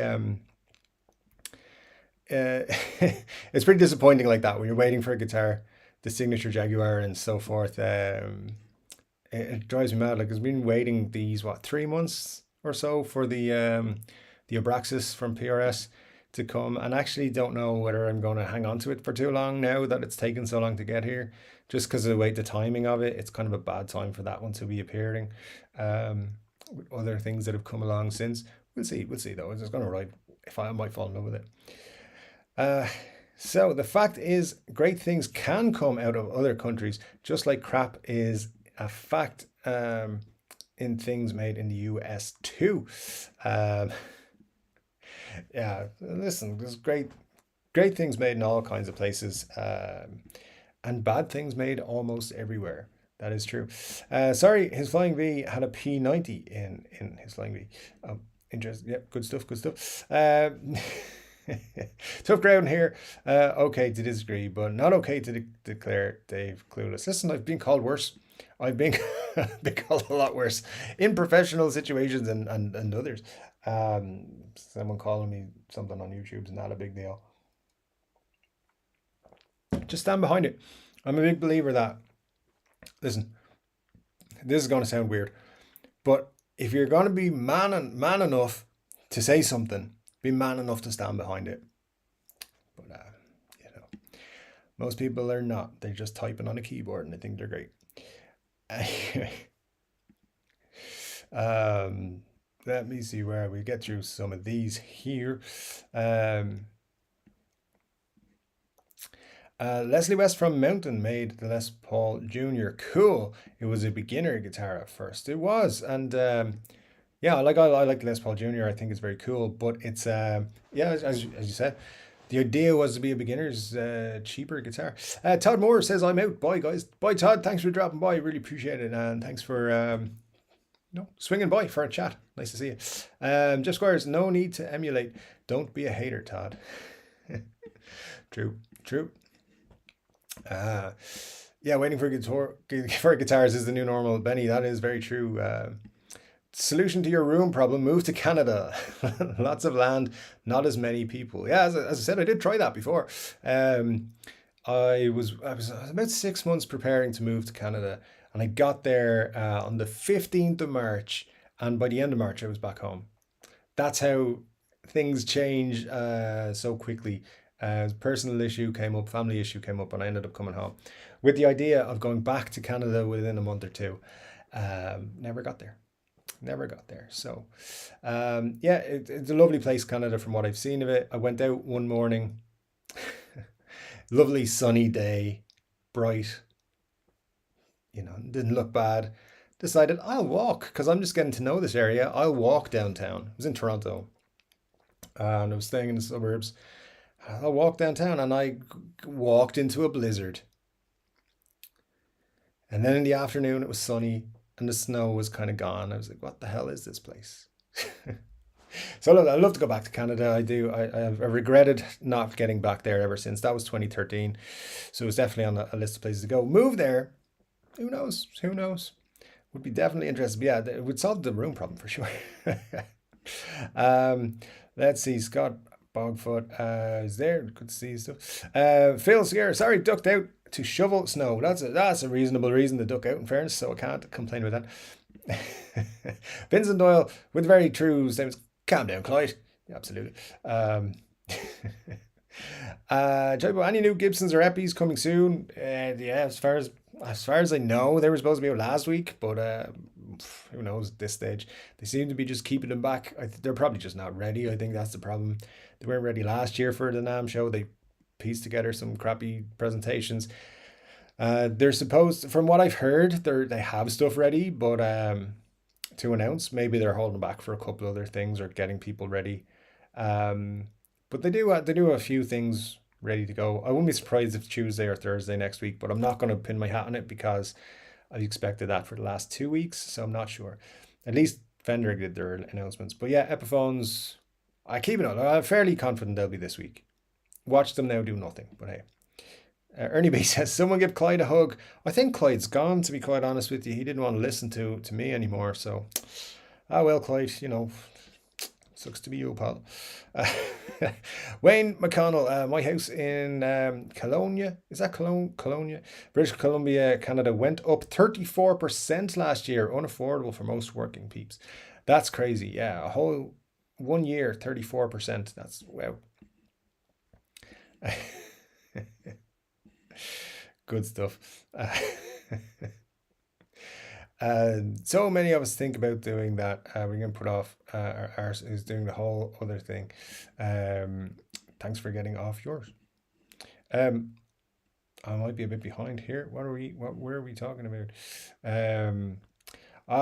Great name on YouTube, Money H2O. Another super chat, sir. Thank you so much. I really do. Really do. Just blow me away. It means so much. But thank you so much. Appreciate that so much. This is why you don't listen to YouTube's. Oh, dude, come on, that's hilarious. User are clueless about hemorrhoidectomies. Can't read either, apparently. Well, you were able to make one named Clyde go away. Well, do my best. Thank you so much. I really, really appreciate that. It's amazing. Thank you.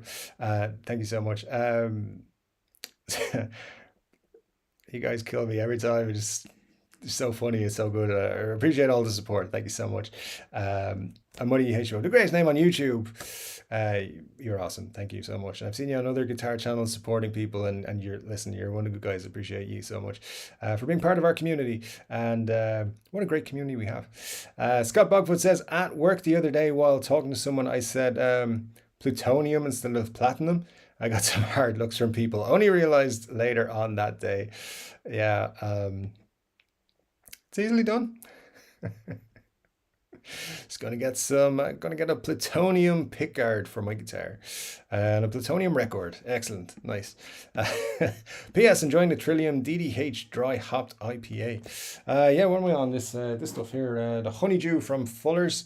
The Fuller's, yeah, organic golden ale. Well, it's actually pretty decent. Haven't had this before. SB saying it's his favorite brewery. So, yeah, I'm with you so far, SB. So it's pretty good. Let's see, where are we now? J Martin, I've been waiting over 3 months for a Royal Tan Epiphone Riviera I ordered to ship. Yeah, I think three months is the standard time from from my experience. Because I was waiting for the Telecaster, and then I was waiting for the PRS. So anything new, I think, yeah, unless they're in stock when you actually order them, 3 months seems pretty standard. Unfortunately, I've never been a patient person for orders and things. Never been patient. Actually, I was about to cancel my order for my Abraxas PRS. I don't know if I told you that earlier. I was about to cancel it, and then they just were like, "Hey, it's shipped." So they must have known I was about to cancel it. Yeah, Benny's saying hardware with a plutonium finish sounds rad. It does. J Martin, 2 pickup or P93 for the Riviera. Yeah, that'd be cool to know. Yeah, for sure. P93s are cool. I think Clyde is unable to respond because his mom called him up from the basement so she can change his sheets. Guys, come on, leave. Clyde is yeah, you can say what you want, but Clyde is fine. 2 mini humbuckers, very cool. Winnipeg would be better for you, Dave. Even less people, weather is not so shit. Interesting. I know. I have a friend from the film business when I was in that, who met us from Winnipeg. Yeah, so maybe, you never know. I definitely want to go back to Canada though. Check out some more parts. Toronto was nice. What would I say were the highlights of it for me? I was only there a few not very long, not as long as I want it to be. So um, I still hadn't found my permanent living situation. So I was looking at apartments. One of the apartments I looked at was in the back of a hair salon. And when I say in the back of the hair salon, like it was in the hair salon. It's just like your bedroom was closed off. But like when people were working in the day, their kitchen, their work kitchen was your living kitchen. So I was like, I don't want to live in this apartment in a salon. Thanks. That's one of the funniest things about Canada. I also had one of the best St. Patrick's days of my life there. Just met so many Irish people. I mean, listen, there's Irish people everywhere here, obviously, but yeah, when we're away, we tend to band together a lot better. So anyway, it was all good. Um, but yeah, we were quite drunk at that. I know Canada's got some good beers and stuff. Anyway, it was a good time. It was a good time, let me say that. And then later that day, I did go to the bank to open my bank account, my Canadian bank account, and the dude in the bank was like giving me crap, saying, "Why the hell are you in Canada when you could be in Ireland? Because it's St. Patrick's Day." Anyway, that was the day the Pope was elected, the new Pope. I just know that because it was on the TV in the bank. I remember the weirdest things. Anyway, moving on. Scott says, thanks for everything you do here, Dave. We all appreciate it. If my internet goes before you and the show, before you end, thanks for the show. Great fun as always. Well, thank you, Scott. Listen, I appreciate everything you do for the community and the channel. On the Facebook page and everything is really cool. I'm glad we have everybody here. Like we have such a great community building. I really do love it. And listen, we still had about 40 or 50 people here today. We 41 likes and then Clyde. That's pretty cool for me. I was going to say at the start, let's hit a 40 like goal for the evening, but I didn't think we would get it. We got 42 so far, so thank you so much to you guys. You guys are awesome. Jeff says, I missed the reason for Clyde's response. As mentioned, if not happy, leave. He was asking me something, do I know about American luthiers in the Epiphone factory? And I said no, genuinely, because I'm not going to say I do know if I don't. And he said I was clueless about that. So yeah, sure. It's all good. Money Hedgerow, mini humbuckers. Oh yeah, humbuckers becomes humbuckets all the time thanks to autocorrect. Yeah, don't worry about it, Jay Martin. Appreciate. Jeff, is that the small bottle? Did you buy it at Costco? We don't have a Costco, but no, it's a 500 ml bottle of beer. Yeah, 500 ml. Pretty standard for bottles of beer. And finally, I can see the end of the chat. So yeah, we're going to wrap up now, guys. We did make it the full 2 hours. There you go. It flew past for me. I don't know how it was for you, but it flew. It's been really just another great stream. You guys are awesome. I love it. Love all that you do and bring to the stream. So thank you so much. Phil Segura, thanks again for the generous giveaway last week. Good stuff, Dave. Great stream. Feel better this week. Rock and roll. Peace. Thank you so much, Phil. Really appreciate it. And yeah, listen, I'm going to try and do a lot more giveaways and stuff like that. I'm going to try and do as much as we go. As we grow on the channel and the community here, there'll be lots more cool stuff. So hopefully look out for more stuff, see how it goes. So yeah, take care for that. Rick says GTA sucks. Do you mean the video game? I'm just kidding. That's the Greater Toronto Area, I think that stands for. It definitely means something about Toronto. I'm originally from London. Wouldn't catch me dead in Toronto. So the reason I went to Toronto, just really quickly, was because I had I was kind of working in film business at the time. So that was the place to go in 2013 if you wanted to work and not go to LA. So that's where we are. So anyway, we'll see. But Vancouver, I think, might be a nice place to check out next. Yeah, so anyway, guys, thanks so much. Jeff Squires says, Toronto has definitely changed. Takes 2 hours to drive half a mile. Ah, Jesus, is that true?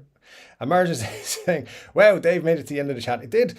And I feel good. I feel a lot better now than I did when I started, to be quite honest. You guys always pick me up. Jay Martin, Paul Stanford Cook did a recent review of his Riviera. He told me he waited 3 months too. There you go. Riviera's are cool, actually. I would like to get my hands on one at some point. Ernie, we can't believe that's 2 hours. Thanks a ton, Dave. We love you. I love you guys too, Ernie. Vincent Doyle, thanks, Dave. Good night. Or night to you. All the best. Hey, chat, have a good week. Thanks for another great stream. Al, enjoy yourself down there in Rio. Take care and, soak up that beautiful weather. Thanks, chat. You guys rock. Absolutely, you all do. Thanks so much for laughs and thanks for laughs. Look forward to 3 Chord Dave. Yeah, guys, thanks so much. Listen, don't forget a few videos out this week. Thanks for the 45 likes on the stream. That means a lot to me. We will have guitar wish list on Monday, video out on Tuesday, take a day off Wednesday, another video Thursday. So Tuesdays and Thursdays are your regular, normal 3 Chord Dave service. Guitar wish list will be out Monday.